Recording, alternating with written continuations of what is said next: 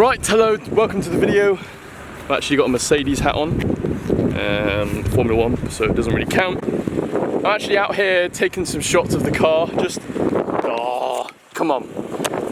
Just how good does it look? I gave it a wash yesterday, and it just looks awesome.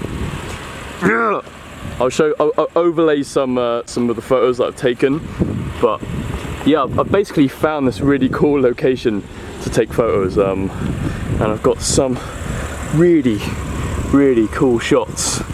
So there you go, Roadster sticker is still on there. What I like to do when I'm taking photos of the car is keep the engine running, because I'll take a couple snaps, then move the car, take a couple snaps, and it just gets really annoying turning it on and off again.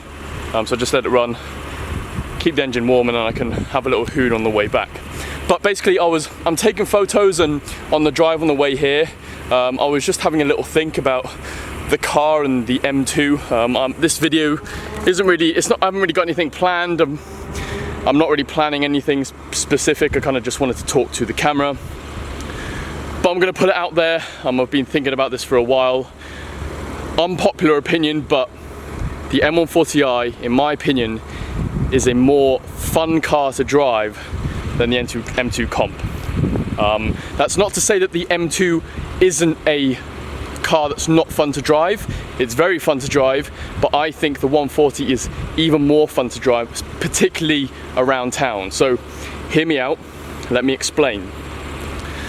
So even though it's got two turbos, the way that the M2 has been kind of mapped out versus the M3, the M4, the torque is kind of delivered a lot later in the rev range versus the M3 and the M4, where they kind of stuck a load of the torque at the beginning of the rev band.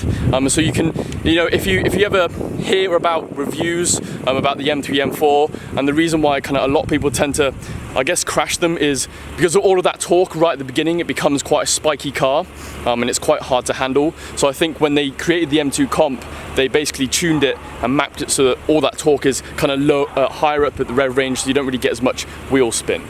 And the problem with that is it's not really a problem, but it makes it more of a naturally aspirated car. It feels more naturally aspirated, and you kind of really have to rev the engine up a lot higher to kind of get that performance.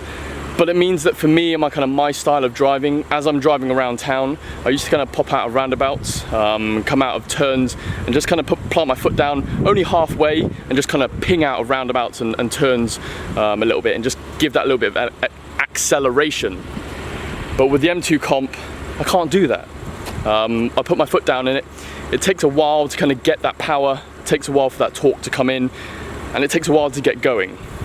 Don't get me wrong, when you're on a twisty kind of A road, you rev up to second gear and you kind of really put your foot down, it's an immense amount of power and it's very fun. But in and around town, unpopular opinion, the M140 is definitely more fun. And so, do I miss? I think it's very windy here. Let's go around here. Hopefully this is a little bit quiet. Hopefully the wind kind of isn't annoying or disrupting the microphone too much. Do I miss the M140? Yes, 100%. Would I get another one? Yes, 100%. But I don't regret buying this car. I think it looks absolutely gorgeous. In my opinion, it's a better looking car than the M140. It's still got that performance, still looks good, it sounds good. Granted, we changed that exhaust, but I think basically, I was talking to M2 Comp Dan on Instagram, and we were basically saying that if we could have the engine from the M140, the kind of the way it drives, or maybe even the mapping of the M3, M4, maybe not too spiky, but the looks and the chassis and the handling of the M2, that for me would be the perfect car. So I don't know, maybe I need to modify the tune or something. Let me know in the comments down below. But if there's just kind of some way of, I don't know, people say that naturally aspirated cars are amazing, the 458 naturally aspirated, this and that naturally aspirated. I get it. I mean, I've never actually driven a true naturally aspirated car, but maybe just coming from an M140i, having that kind of that driving style, and then hopping into this is just a completely different shock to me. I don't really know. yeah, I mean, that's kind of what people compare to the standard OG comp, M2, the standard OG M2, the M2 comp as well. They say that you can get, I don't know, I've never been an M2 either, an OG M2, so I think the OG M2 drove a little bit more like the 240 and the 235i.